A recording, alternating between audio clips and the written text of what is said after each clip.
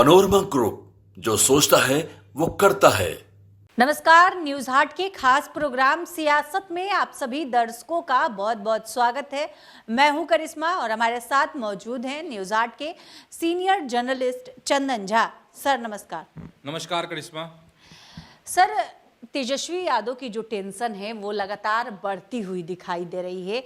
पहले कांग्रेस ने टेंशन बढ़ाई 2 डिप्टी सीएम मांगकर, अब माले तेजस्वी यादव की टेंशन बढ़ाते हुए दिखाई दे रहा है। सर, माले की क्या मांग है तेजस्वी यादव? टेंशन तो सबको है, मतलब एनडीए में भी टेंशन है। कल हम लोग जिक्र किए थे अमित शाह वाली बात, नहीं, जो भाजपा के नेता थे वो कह रहे थे कि नीतीश कुमार के नेतृत्व में सब कुछ, लेकिन वही चीज़ जब दिल्ली में अमित शाह से यह बात, हाँ, तो अमित शाह ने गोल मटोल बात कह दी, जिस पर सियासत गर्म भी है।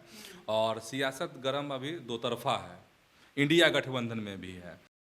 तो एक तो जो रार चल रही है कांग्रेस, हाँ, कांग्रेस और आरजेडी के बीच में, महागठबंधन में, इंडिया गठबंधन में रार ये है कि 70 सीट वाली बात कह चुकी है कांग्रेस, उनके जो प्रदेश अध्यक्ष हैं अखिलेश प्रसाद सिंह।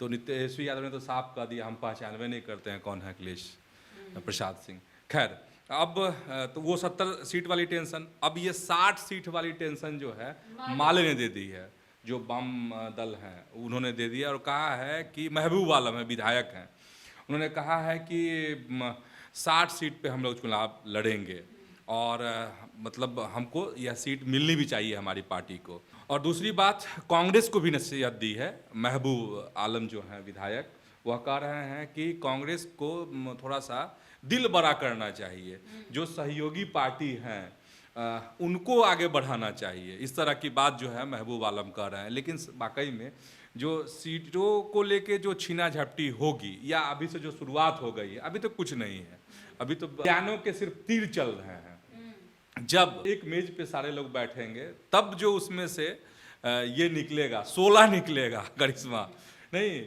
तब वो अलग तरह का एक मतलब क्या कह सकते हैं कि राजनीति दिलचस्प मोड़ पर आएगी। अभी शुरुआत है ये, और दबाव बनाने की कोशिश हो रही है ताकि अधिक से अधिक सीट जो है अपने अपने पाले में किया जा सके।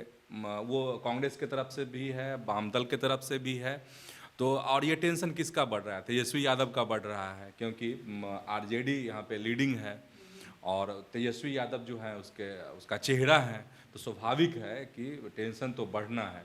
बहुत मज़ेदार है इस बार की जो महागठबंधन की भी सियासत होगी, मज़ेदार है, क्योंकि महबूब आलम कह भी रहे हैं और सही भी है कि उनका परफॉर्मेंस तो अच्छा रहा पिछले चुनाव में। तो वह कह रहे हैं कि जो परफॉर्मेंस रहा है उसके आधार पर हमें सीट मिलनी चाहिए। और इधर कांग्रेस कह रही है, कांग्रेस का परफॉर्मेंस बेहतर नहीं था, 70 में वो 19 पे वो लोग जीते थे 2020 के चुनाव में। कह रही है कांग्रेस ये कि भाई लोकसभा में हम 9 गो में 3 गो जीत गए, 3 सीट जीत गए, तो ज़रा उसको भी देख लीजिए। तो है, अभी बहुत नूरा कुश्ती होगी, अभी फिलहाल शुरुआत है और शुरुआत में ही वाकई में ऐसा दिख भी रहा है कि तेजस्वी टेंशन में हैं। अब देखने वाली बात ये होगी कि किस तरीके से इसको सुलझाया जाता है।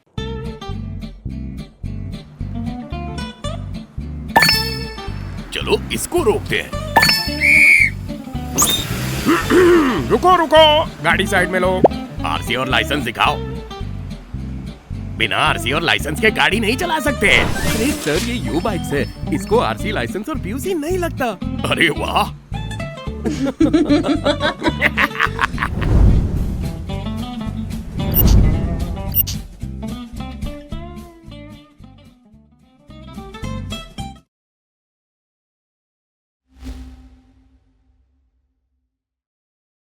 सब राम कृपाल यादव भी काफ़ी तैयारी में लग चुके हैं। सांसद तो नहीं बने सर, क्या लगता है विधायक बनने की तैयारी कर रहे हैं? हाँ, एक खबर आ रही है और खबर पुख्ता ही है। खबर ये है कि राम कृपाल यादव सांसद नहीं बने थे। आप सभी जानते ही हैं कि पाटलिपुत्रा से वो लोकसभा का चुनाव उन्होंने भाजपा से लड़ा था, मीसा भारती से, लालू प्रसाद की बड़ी बेटी हैं, लेकिन इस बार शिकस्त खा गए। हालांकि मीसा को वो हरा भी चुके हैं, इस बार जो है वो शिकस्त खा गए और सामना करना पड़ा रामकृपाल यादव को। अब जो खबर है कि रामकृपाल यादव विधानसभा का चुनाव लड़ सकते हैं और सीट बहुत हॉट होगी वो सीट। हाँ, सीट है मेरे पास वो जानकारी है, उसके मुताबिक रामकृपाल यादव दानापुर से विधानसभा का चुनाव लड़ सकते हैं। जो उनके चाहने वाले हैं, समर्थक हैं, हाँ वो कह रहे हैं। और लाल यादव के खिलाफ, रीतलाल यादव के खिलाफ, आरजेडी के विधायक हैं दानापुर से। और दानापुर जो सीट है वो भाजपा की सीट रही है। हालांकि 2020 के चुनाव में वो रीतलाल यादव ने वहाँ से जीत का परचम लहराया आरजेडी के विधायक के तौर पर। अब जो है, जो 2025 में विधानसभा का चुनाव होने जा रहा है, तो उसकी सुगबुगाहट, उसकी तैयारी और समर्थकों का ये है आग्रह कि रामकृपाल यादव जो है चुनाव लड़े, और इसकी तैयारी भी शुरू हो चुकी है।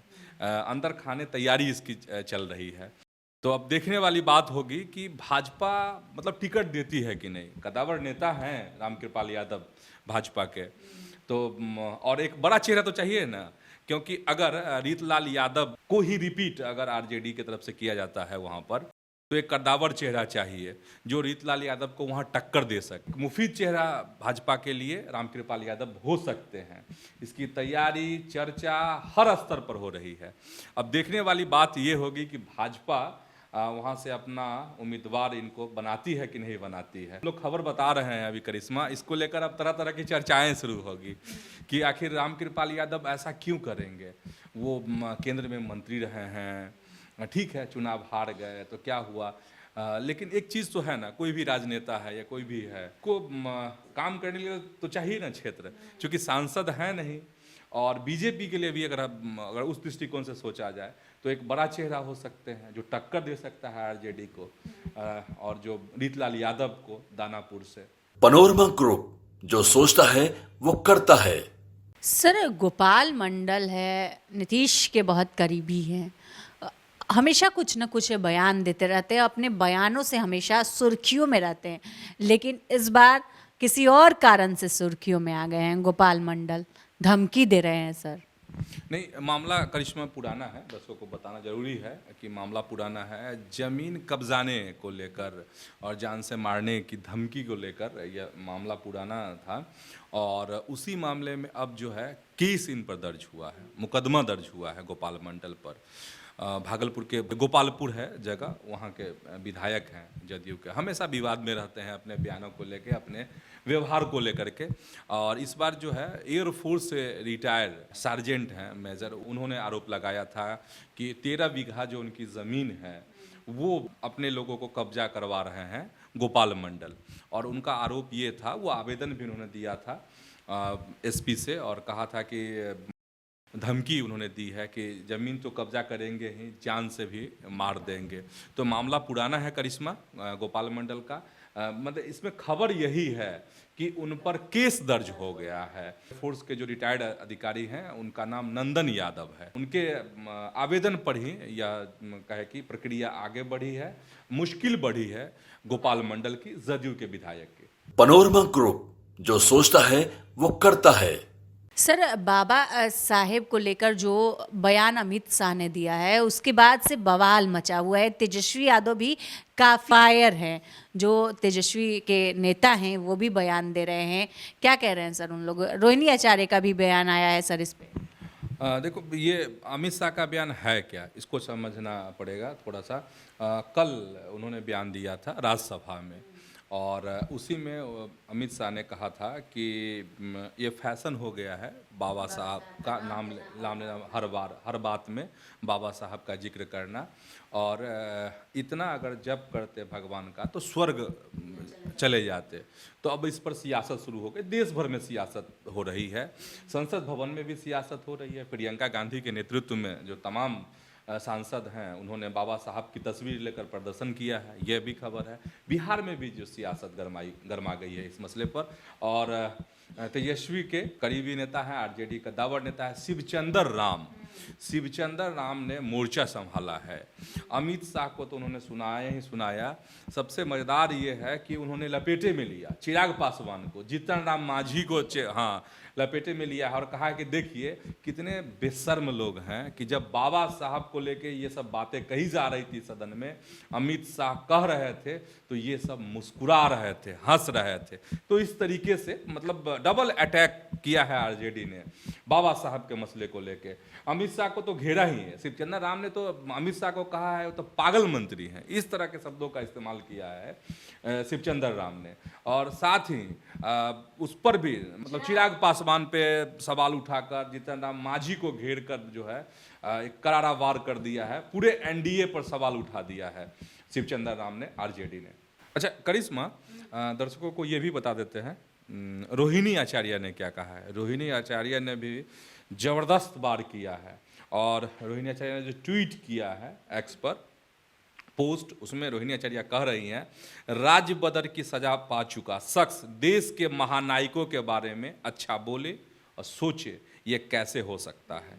देश के गौरव बाबा साहेब का अपमान उसने किया जो नहीं करता संविधान का मान। तो आज के इस वीडियो में बस इतना ही। आगे की खबरों के लिए आप हमारे चैनल न्यूज़ हाट को सब्सक्राइब कर लें। अगर फेसबुक पर देख रहे हैं तो पेज को लाइक करना न भूलें। हमारी वेबसाइट है newsheart.com, उसे भी ज़रूर विजिट करें। धन्यवाद।